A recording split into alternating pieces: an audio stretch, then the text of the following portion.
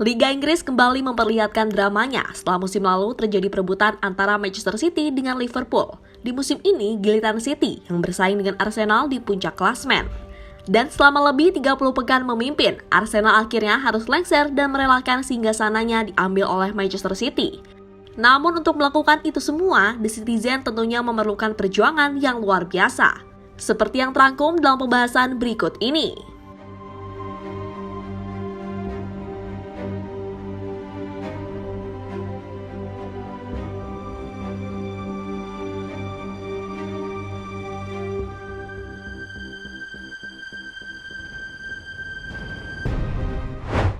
Ya, musim ini Premier League menjadi salah satu liga yang sangat mengejutkan. Mengejutkan di sini karena ada beberapa tim besar yang justru tampil melempem sehingga membuat mereka gagal bersaing dalam perebutan gelar juara. Di antara tim itu adalah Chelsea, di mana tim asal London itu sampai saat ini terdampar di papan tengah klasmen. Padahal dari segi komposisi pemain, Chelsea terhitung mewah dengan barisan pemain mahalnya. Namun berhubung mediokernya pelatih yang mereka miliki, membuat Chelsea akhirnya mau nggak mau harus menerima kenyataan terpuruk di musim ini.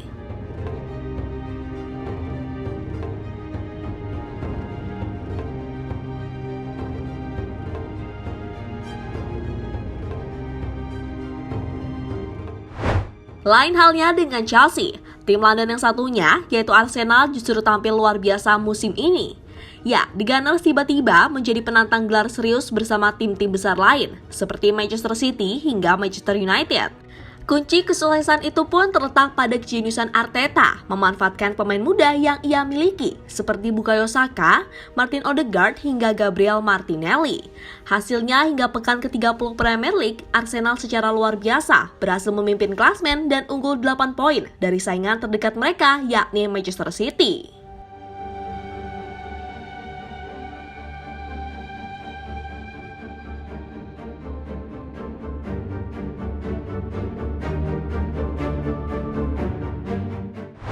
Namun sayang memasuki pekan ke-31 ke atas, Arsenal seperti kehabisan bensin. Hal itu ditandai dengan raihan hasil imbang selama 3 kali beruntun. Momen yang kemudian coba dimanfaatkan oleh Manchester City untuk menikungnya. Dan benar saja saat Arsenal mendapatkan hasil minor, City terus meraih kemenangan, sehingga jarak poin mereka dengan The Gunners semakin sempit. Saat itu, The Citizen cuma tertinggal 5 poin dari Arsenal.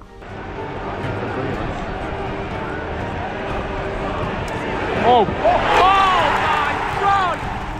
With the Leicester midfield here, Haaland, too big, too strong, too lethal, gets in, 3-0. Kesempatan untuk mempersempit jarak kembali didapatkan oleh Manchester City saat mereka menjamu Arsenal di Etihad Stadium. Tampil percaya diri, City akhirnya berhasil mengalahkan The Gunners dengan skor 4-1. Di mana gol-gol City saat itu dicetak oleh Kevin De Bruyne, John Stones, dan Erling Haaland. Kemenangan yang membuat poin City dan Arsenal saat itu menjadi 2 poin. City kemudian berada di atas angin karena mereka memiliki 2 pertandingan lebih sedikit. Jika itu bisa dimanfaatkan, otomatis puncak yang selama ini ditempati oleh Arsenal akan digusur oleh The Citizen.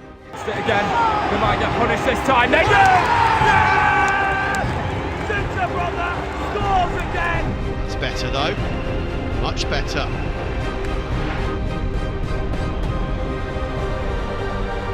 Here is Haaland, finally gets his goal, ponytails off, the hair's out and he's back in the goals.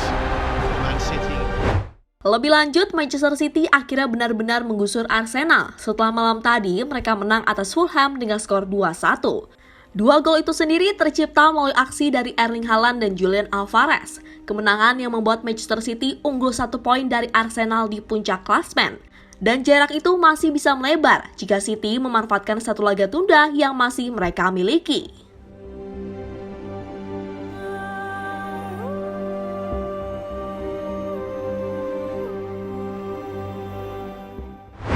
Perjuangan Manchester City saat mengejar Arsenal tentu patut diacungi jempol. Bagaimana tidak, karena pada musim ini Arsenal tergolong menjadi tim yang sangat sulit digusur dari puncak klasmen. Bahkan Bukayo Saka dan kawan-kawan telah memimpin Premier League selama 30 pekan. Jumlah yang tentunya sangat lama yang pernah dirasakan oleh sebuah klub. Sementara itu, setelah mampu menggusur Arsenal dari puncak, Manchester City kini berhak memimpin klasmen Premier League. Mereka juga berpeluang meraih gelar juara untuk ketiga kalinya secara beruntun. Hal itu tentu beralasan, karena jika Manchester City sudah berada di puncak, biasanya mereka akan sulit digusur hingga musim kompetisi selesai. Momen seperti itu pun sudah sering terjadi beberapa tahun yang lalu. Maka siap-siap sajalah Arsenal, karena di musim ini keinginan untuk meraih trofi Premier League tampaknya harus gagal lagi.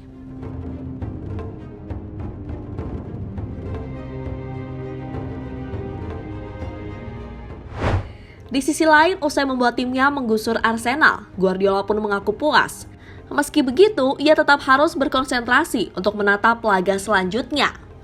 Saya tidak ragu, ini pertandingan yang begitu luar biasa, sama halnya dengan yang terjadi pekan lalu.